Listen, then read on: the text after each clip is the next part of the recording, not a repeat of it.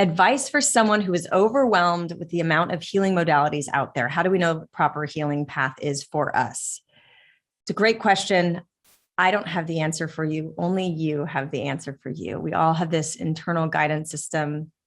This is why I truly believe that, all healing is spiritual at the end of the day, because I truly believe in that the universe is life affirming. It's always for us. It's always nudging us in the direction of our greatest unfoldment and expression. That's why sometimes we need a wake-up call of an illness or getting fired from our job. Sometimes we're not consciously making the choices that are in best alignment with our soul and our purpose here in this lifetime.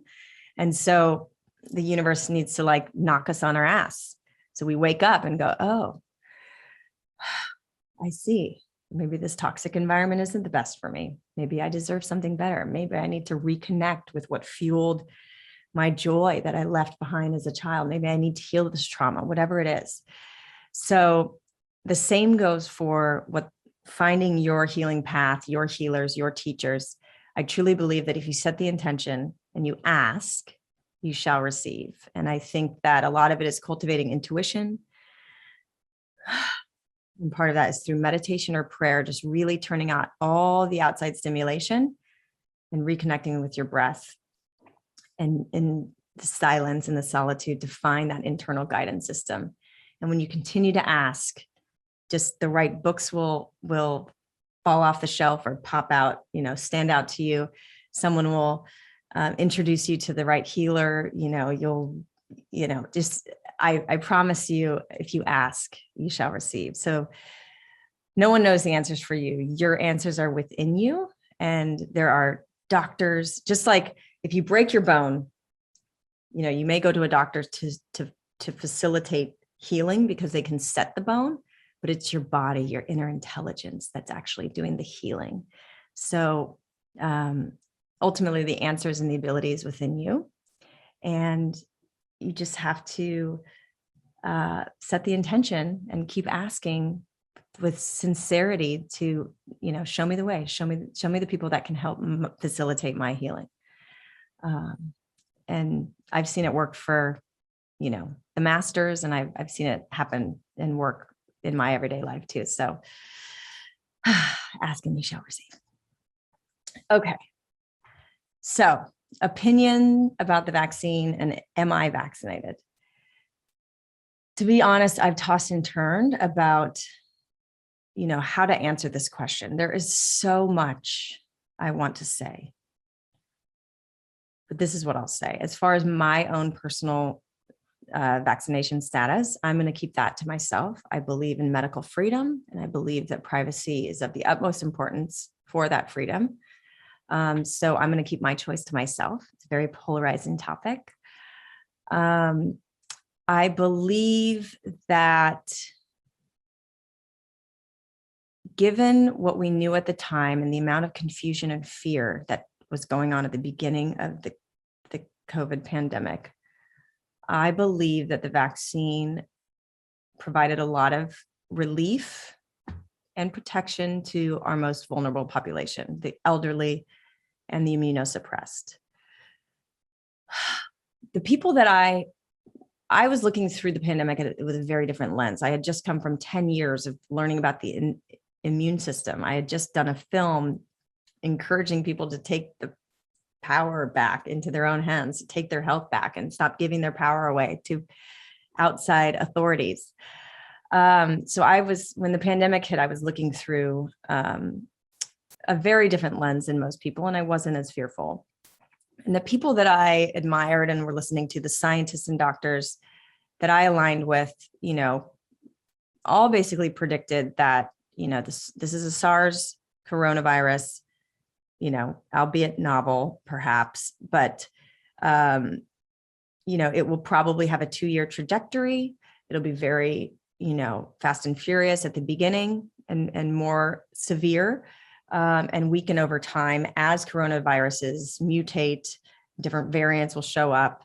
And then after about 2 years, it will just get to a point where it's so weak that it just kind of assimilates into nature and the population. And we, the healthy among us will adapt and upgrade and take into that new information and evolve.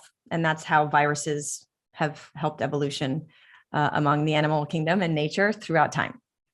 So I just pray that Omicron is a signal of that. And,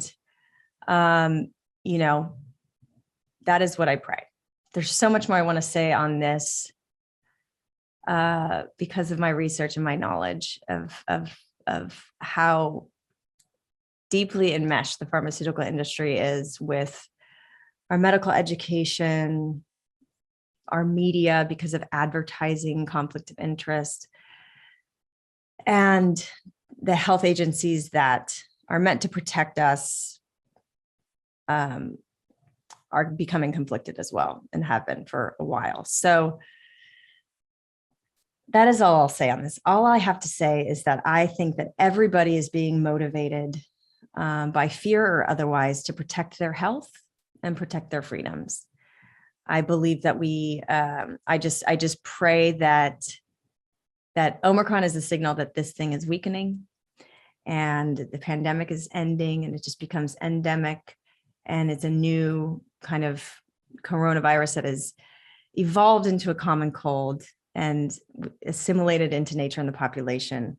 And that we can all take a breath in a few months on the other side of this thing, and the fear is abated, the severity is gone, the real threat is gone. And I pray that is the case. And no matter what your stance or belief or choices, I just wish good health and vitality for everybody. And I hope that we regain our sanity and our freedom very soon. All right. So what is the biggest wellness takeaway or piece of advice that you've learned on this journey? Well, I've learned so much. And I think that I'll just go through a few of them, but there's no one size fits all model for healing.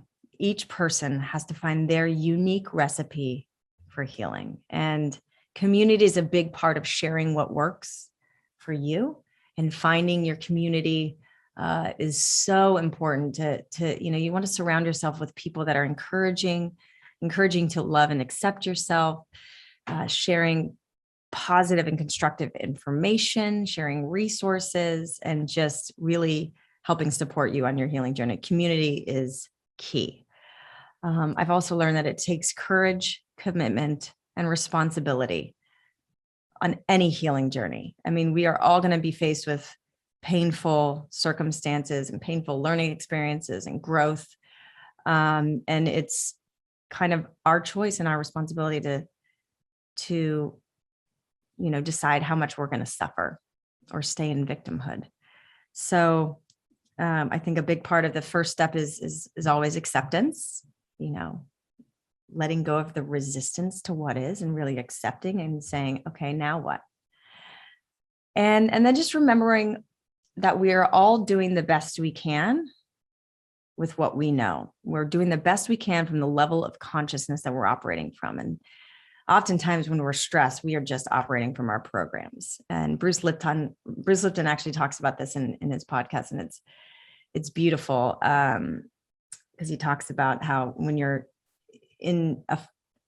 he's been able to keep this honeymoon phase alive with his partner because they realize that when there's tension or reactivity between them, that it's not that person is a bad person.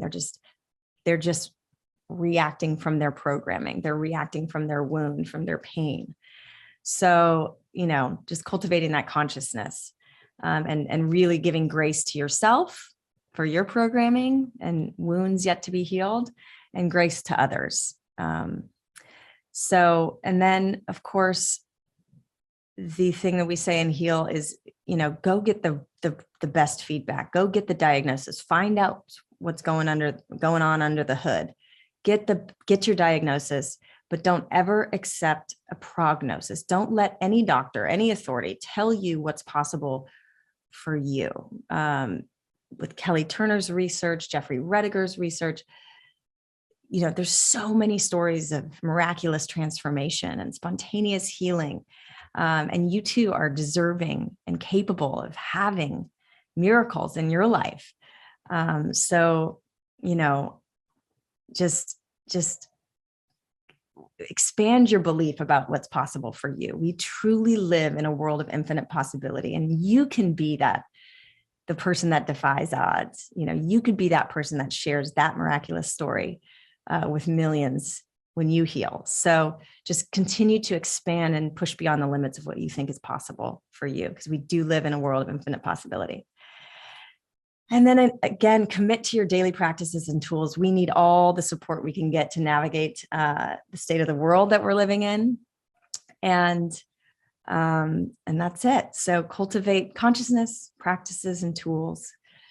Remember that you are deserving of miracles. You're deserving of vitality, health, and joy and happiness. Thank you for listening to the Heal Podcast. Be sure to tune in for more empowering wisdom and inspiring healing stories. Oh, and make sure you hit the follow button on Apple, Spotify, or wherever you listen to podcasts so you don't miss that one episode that holds the answer you've been searching for. And if you feel inspired, we would love you to rate and review us so that we have the opportunity to reach more people. And of course, you can follow us on Instagram for some behind-the-scenes fun and more inspiration at @HealDocumentary and @Kelly Gores.